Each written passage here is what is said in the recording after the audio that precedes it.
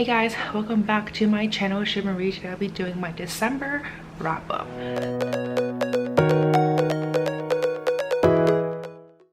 So December was actually a really good month for me. I was not expecting this because December was actually the busiest month for me. I was busy packing and moving. As you can see, I am actually in my new apartment right now, but it is still it's still in progress. I don't even have my books organized yet. They're still in boxes, like literally right there. So please excuse the mess or like my background for now. I'm hoping to get this all done next week or so, but it is like I'm just patiently waiting for my furniture to arrive. So far only one has made it, which is this couch, and I'm waiting for the others. So anyways, I'm excited to talk about December. For the month of December, I managed to read 18 books, which is honestly insane because like I said, I was so busy, just like the holidays first of all, and then moving and packing. So the fact that I read 18 books, I am very proud of myself. And out of those 18 books, I read one that was 2.5 stars. I read 2 books that were 3 stars. I read 4 books that were 4 stars. I read 1 book that was 4.5 stars. And then I read 10 books that were 5 stars. So honestly, December was actually a really good month in terms of quality too, because pretty much all of my books, with the exception of 3 books, were all 4 stars and up. So that is great. I'm very happy about that. So anyways, let's just go into the books that I read this past month. So the first book that I read is The Beautiful, which I gave 4 stars. I was very late to reading this book. This book came out like maybe 2 years ago, and the 3rd book already came out, I believe. So the series is done, and I just started the first book, and it was really good. I was pleasantly surprised by how great this book was. This book basically follows a girl who ends up escaping from Europe, specifically France, Paris, to come to New Orleans, and she goes there because of something that happened to her with this guy, and she ends up basically trying to get a fresh start in this new location in America, and she ends up going to a convent because that's kind of like how she managed to have her way here. The convent was willing to pay for her passage in exchange for her, you know, kind of, I guess, like living in the convent and essentially earning money in some way for the convent, and eventually marrying off to someone, you know, like a good suitor, etc. So she goes there to New Orleans, and she ends up crossing path with Sebastian, who is a very mysterious figure, and she's not entirely sure why he's mysterious or why he seems to have all these like inhuman looking you know, people who are just very powerful, and it seems that he holds a lot of sway with a lot of people in the city. And so before long, she gets entangled with all of it, and you know, things just kind of happen from there. Obviously there are vampires in this book. I'm pretty sure like everyone knows this already, so it's not really a spoiler, but overall I just had a lot of fun reading this book. I was super invested with what was happening, and even though I knew that there were vampires and I knew like who the vampires were, like, or suspected at least, I was kind of curious to see like how it all unfolded. So I definitely was curious throughout this entire book. I was very invested with what was going on. I am very intrigued to pick up the sequel now and just like read the rest of the series, because there's definitely a lot that was, you know, kind of left, you know, as a cliffhanger. So I'm very curious and cannot wait to find out what happens next. Then this next book that I picked up is Zodiac Academy, which I gave 4 stars.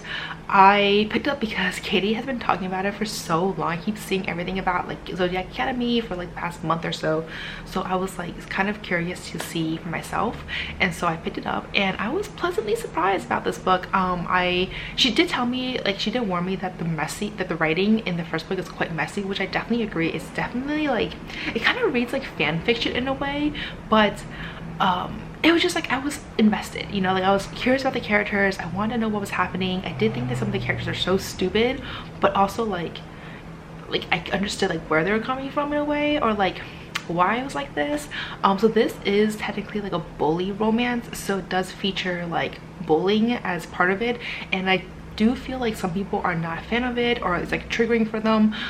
So just be warned going into it that there's definitely like a lot of bullying aspects to it, and that was also part of the reason why I was like, why are they even invested? Like why is there a romance? Why are they attracted? They're literally bullying them, like what the heck? And some of them are not even like, you know, like mild bullying. It was like sometimes they're kind of severe, and I was like, what the heck? But at the same time though, I'm curious to see like what would happen. I think what is most like what I'm most invested in right now is exactly who these twins are and like what they're like, I forget what they're called, but like what they actually are, because there are different like houses or like different like types of like fays. So there are like sirens, there's werewolves, there's dragons, there's different types of creatures in there, and depending on like your house or something like that, and like the elemental magic that you have, it's like really different. And these two twins have like a lot of power because they are, well, I'm not going to go into it because of spoilers, but I'm just so curious to find out like what they actually are, and I just want to know. And I feel like that's like my main reason for continuing on the series. I'm just like, I'm curious, I want to know what they are, and I have a feeling, like a niggling feeling what they are, but it was not confirmed.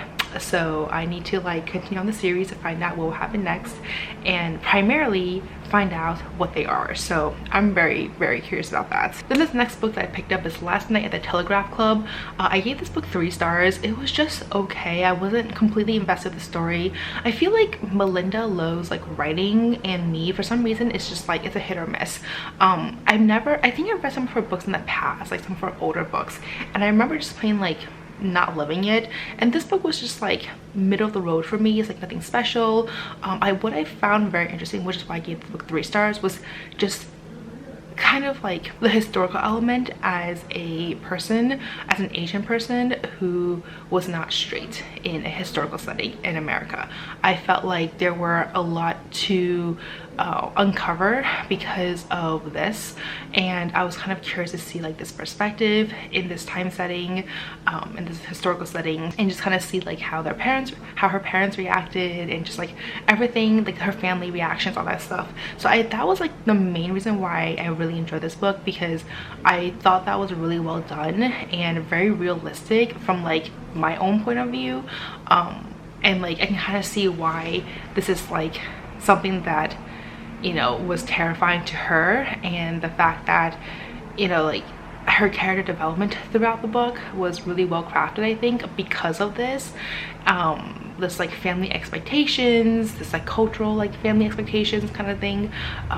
So that's what like that's why I gave this book 3 stars. I think without that element, I would have given this book like 2 stars or even lower, just because of like the writing and the plot. Like it was just not very interesting to me. Then this next book that I picked up is A Taste of Sage, which is an adult romance. I found this very mediocre. Like the only reason why I continued on this book actually was because I was listening to an audio, so it ended up just like flying by. But I did love the food aspect to it.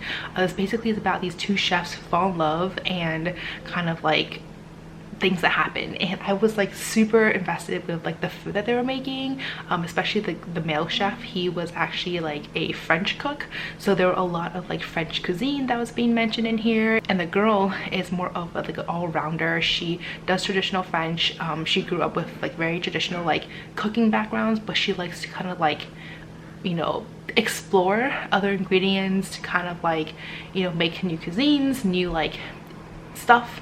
And so like it was just really fascinating to read about like the food element. But in terms of the romance itself though, it felt very weird and stilted. I didn't really care much for it.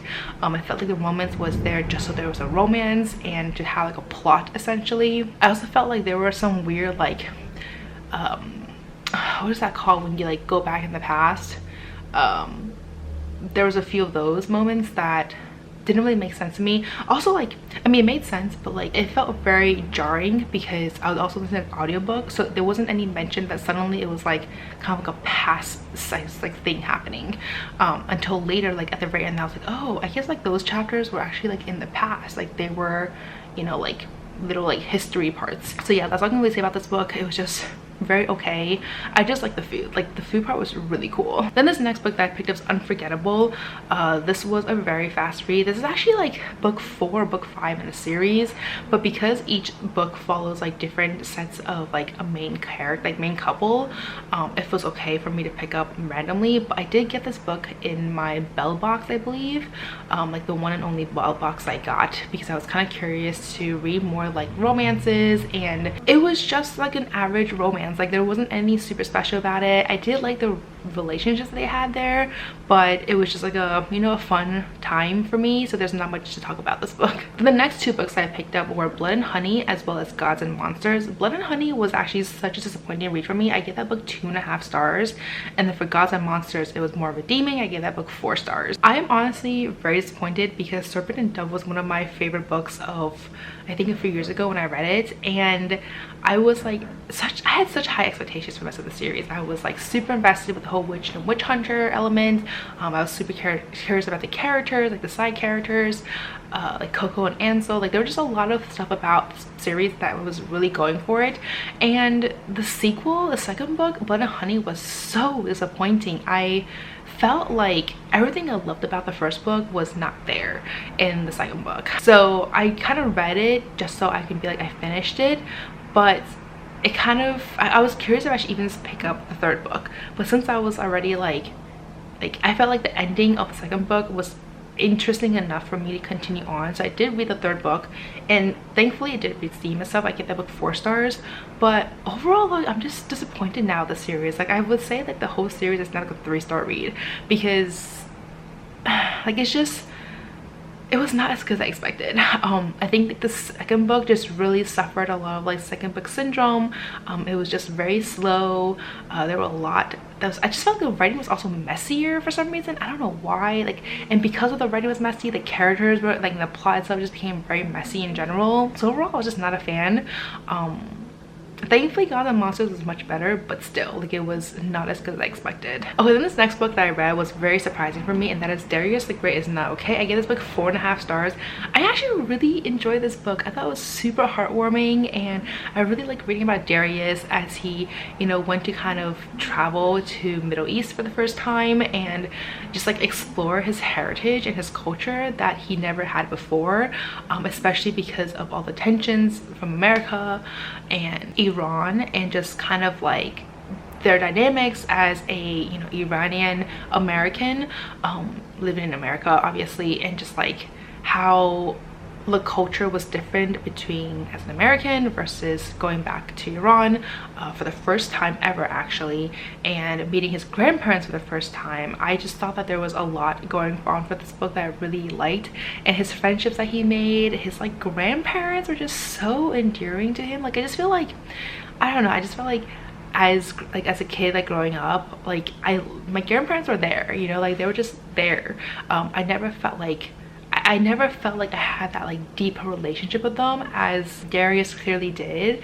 And like as the book continues, he learns more about like himself, and he learns more about having some courage and just like standing up for himself, and just kind of like really blossoming as a character as a boy.